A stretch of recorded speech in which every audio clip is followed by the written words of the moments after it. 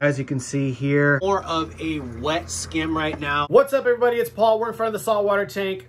Oh man, this is not a fun video to make. Disaster in this tank. Before we jump into it, you can see right over here my analytics show that a very small portion of you are subscribed who are watching. If you guys like this type of content, fish videos and stuff, please hit that subscribe button. It's free and you'd make my day. Let's get into the video.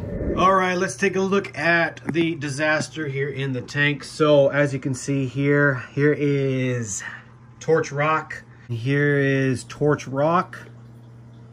Man, look at the dragon soul, guys. Look at the dragon soul, just absolutely baller. And there is one remaining skeleton there that is for the dragon soul. What happened with this was polyp bailout. So it just shed its flesh out of the torch, and corals will do that. Some corals, as a last ditch effort to save themselves. Now, if we take a look here, let's see. Let's come over here on this side. So this Lobo is doing better. This acan's doing well. Now, as you can see, look. Acan Island over here.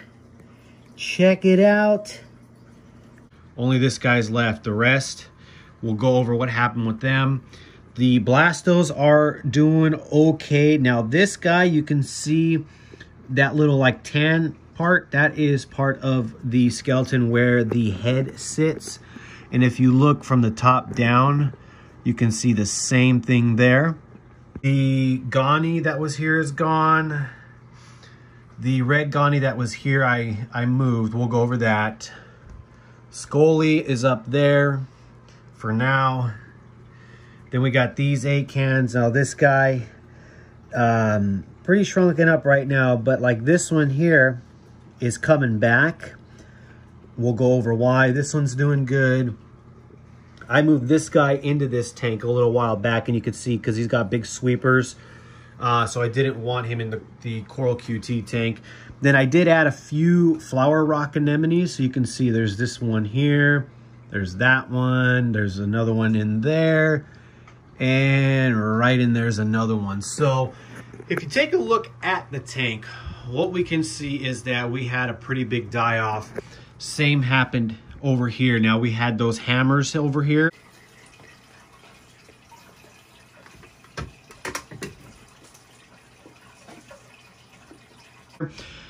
Same thing happened. Polyp bailout. All of a sudden they're just you could see the flesh coming off. Or like over here on torch rock, we had a bunch of them melt.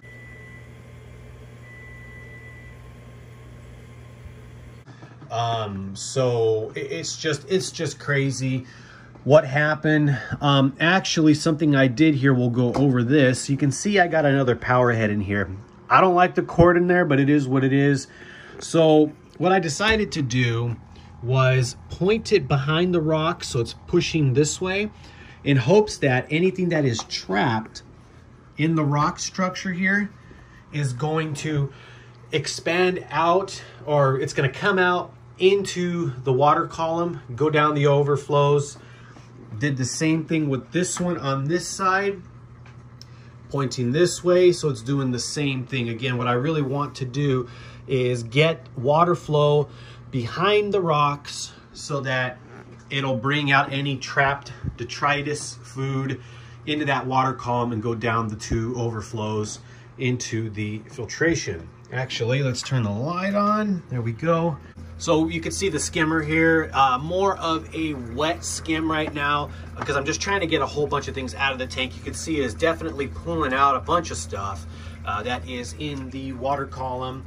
Now tuning this sump, well, I think any sump is going to be tough because like here's where I like the water level to be, and here's where I like the water level to be. So this is good, but this isn't. So if I go and flip this up some, it's going to build this up, but this is going to drain more, and I don't want the top to get too full. And what I mean is you can see the overflows there. I don't want it to get too high because then you run the risk of it, you know, going over. Now I've had it before where I woke up in the middle of the night to this almost overflowing because something changed. Maybe there was an air something stuck and it caused more water flow. But what's great is you can see that float switch there. What that does is it'll shut this pump off. I had it a little low and I raised it up now so that instead of it, because I had it set to where it would go, as soon as the water would hit right down to the top of the pump, it would shut off. So you don't dry out your pump, obviously. Well, I raised it up so if it gets a little too low, what'll happen is it'll shut the pump off, water will start draining, and then it'll turn back on. So if that keeps happening, it's gonna stop it from overflowing up here. I'll hear it. So now going over what happened. I had a spike in nitrates and phosphates in this tank. Now, as you can see, now look on this A-can here. See these back ones? You can see they're super small and shrunken in, and these ones are not. Well, this whole A-can was just shrunken in. And as soon as I started to do water change after I tested, and then I added, let me find where I put it. It's around here somewhere in my giant testing mess. You can see I've been doing a lot of testing. Where did it go? Oh, it's right here. I used some of this Phosphate RX, great stuff, to help start bringing that phosphate down in the tank because it was way too high. It was like 0.46 or 0.49. I mean, it just went kaboom. My fault for not doing enough water changes. Now the nitrates were at 37. Again, my fault, not enough water changes. So I was thinking as well, with getting these pumps behind here and really forcing this water behind the rock work to bring stuff out, you know, I'm thinking that that is gonna do a big thing to help anything that's trapped in here, get in the water column, go down the overflows, into the socks and all that stuff. So actually here, let's see if we can do something. So on this, we're gonna just go here and I'm gonna up the speed on it.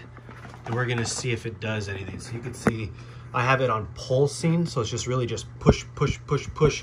And let's see if it'll cause anything that's in here to come out of the rock work. Well, you can see some stuff flying around. And what I can always do is I can always turn it up and turn it down, like after feeding and stuff like that. Again, just to get anything out, because anything that sits in these rocks, we know that's gonna cause nitrate spikes and phosphate spikes and all that stuff. So, oops, let's bring it back down. So that is what happened there. So again, I got the Phosphate RX in there and this guy started to come back because it wasn't stressed. I believe that is exactly what it was. It explains losing part of the head on the Blasto and losing the head on this guy. The melting, that can just happen from what I'm seeing. So, you know, there's just a couple things. But again, once I started getting that going, that started coming back. I started feeling really good about it. And then we did a lot of testing. Let me turn on my light. Take off the filter. So it's a mess, don't mind the mess. So I've been using Hannah, love Hannah, it's great. So we got the alkalinity tester, we got the phosphorus. I like to do the ultra low range phosphorus because I feel like it's gonna pull a more accurate number. That's just me. Because when I tried the phosphate, which is the ppm, this is ppb, parts per billion, ppm, I would get 0 reading on it, but this would pull. I don't get it. So anyway, tested with this.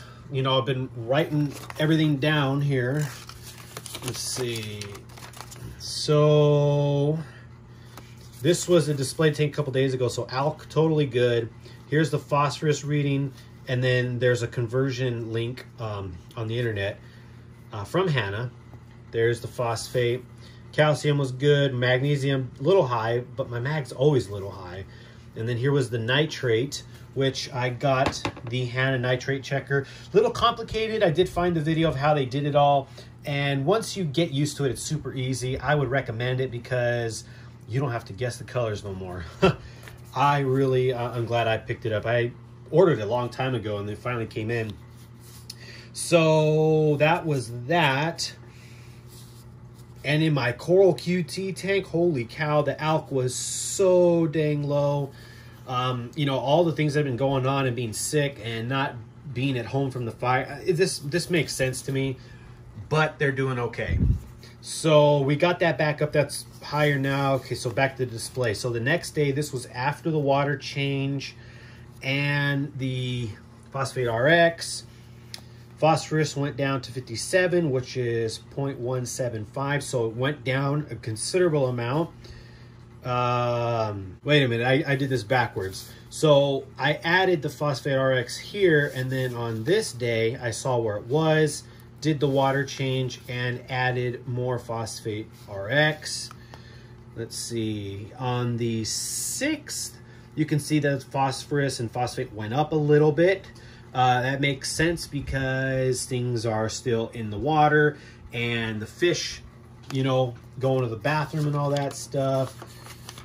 And then let's go here. On the 7th, we came in at 41, which is 0.126. Nitrate went down to 30.2.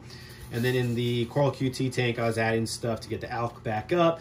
And that was over a few days to bring that number up. So to me, I really do. Actually, let's do this. Put on our filter and turn the light off. Okay, so the fact that the coral is recovering and I can actually see evidence of it recovering makes me confident in that I found out what the issue was.